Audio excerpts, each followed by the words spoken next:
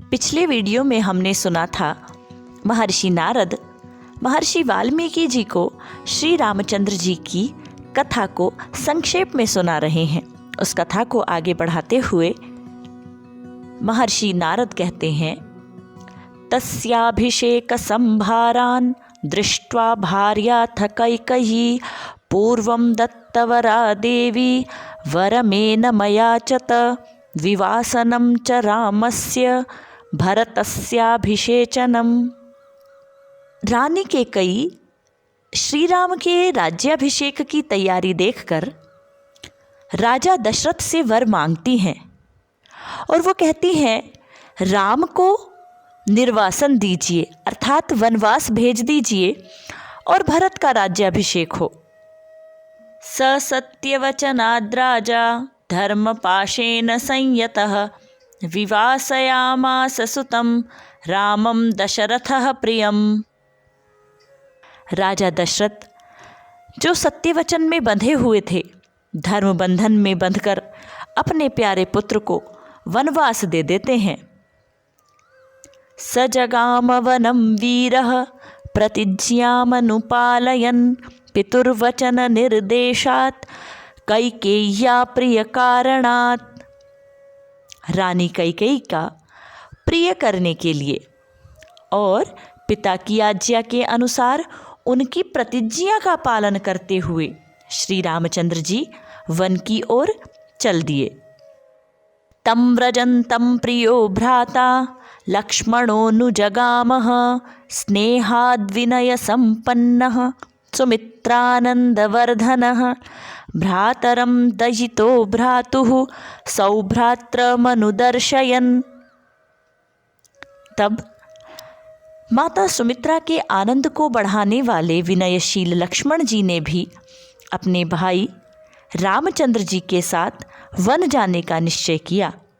अपने सुबंधुत्व का परिचय देते हुए स्नेहवश वन जाने वाले बंधुवर राम का अनुसरण किया। रामस्य दयिता भार्या नित्यं प्राणसमाप्हिता जनकस्य कुले जाता देवमायेव निर्मिता सर्वलक्षणसम्पन्ना नारीणामुत्तमा वधूः सीताप्यनुगता रामं शशिनं रोहिणी यथा पौरैरनुगतो दूरं पित्रा दशरथेन च। और राजा जनक के कुल में उत्पन्न सीता भी, जो अवतीर्ण हुई देव माया की भांति सुंदरी, समस्त शुभ लक्षणों से विभूषित, नारियों में उत्तम, राम के प्राणों के समान प्रियतमा पत्नी तथा सदा ही पति का हित चाहने वाली थी, वे भी श्री रामचंद्र जी के पीछे चली। जैसे चंद्रमा के पीछे रोहिणी चलती है, उस समय पिता दशरथ ने अपना सारथी भेजकर और पूर्ववासी मनुष्यों ने स्वयं साथ जाकर दूर तक श्री रामचंद्र जी, लक्ष्मण जी और माता सीता का अनुसरण किया था। श्रृंगवेरपुरे सूतं गंगाकूले व्यसर्जयत् गुहमासाद्य धर्मात्मा निषादाधिपतिं प्रियम्। उसके बाद श्रृंगवेरपुर में गंगा तट पर अपने प्रिय निषाद राज गुह के पास पहुंचकर धर्मात्मा श्री रामचंद्र जी ने सारथी को अयोध्या के लिए विदा कर दिया। गुहेन सहितो रामो लक्ष्मणेन च सीतया ते वनेन वनं गत्वा नदीस्तीर्त्वा बहूदकाः चित्रकूटमनुप्राप्य भरद्वाजस्य शासनात् रम्यमावसथं कृत्वा रममाणा वनेत्रयः देवगन्धर्वसङ्काशास्तत्र तेऽन्यवसन् सुखम्। श्री रामचंद्र जी, लक्ष्मण जी, माता सीता और निषादराज गुह, ये चारों एक वन से दूसरे वन में गए। मार्ग में बहुत जलों वाली अनेकों नदियों को पार करके भरद्वाज के आश्रम पर पहुँचे और निषाद राजगुह को वहीं छोड़ दिया। भरद्वाज मुनि की आज्ञा से वे तीनों चित्रकूट पर्वत पर गए। वहाँ वे तीनों देवता और गंधर्वों के समान वन में नाना प्रकार की लीलाएं करते हुए एक रमणीय पर्णकुटी बनाकर उसमें सानंद रहने लगे। चित्रकूटं गते रामे पुत्रशोकास्तुरस्तदा राजा दशरथः स्वर्गं जगाम विलपन् सुतम्। अपने प्रिय पुत्र श्री राम के चित्रकूट चले जाने पर पुत्र के शोक से पीड़ित महाराजा दशरथ उस समय अपने पुत्र का नाम ले लेकर विलाप करते रहे और स्वर्गगामी हुए। गते तु तस्मिन् भरतो वसिष्ठ प्रमुखैर्द्विजैः नियुज्यमानो राज्याय नैच्छद् राज्यं महाबलः स जगाम वनं वीरो रामपादप्रसादकः। महाराजा दशरथ के स्वर्ग गमन के पश्चात वशिष्ठ आदि प्रमुख ब्राह्मणों द्वारा राज्य संचालन का कार्यभार महाबली भरत को सौंपा गया। भरत ने राज्य की कामना न करके पूज्य श्री राम को प्रसन्न करने के लिए वन की ओर प्रस्थान किया।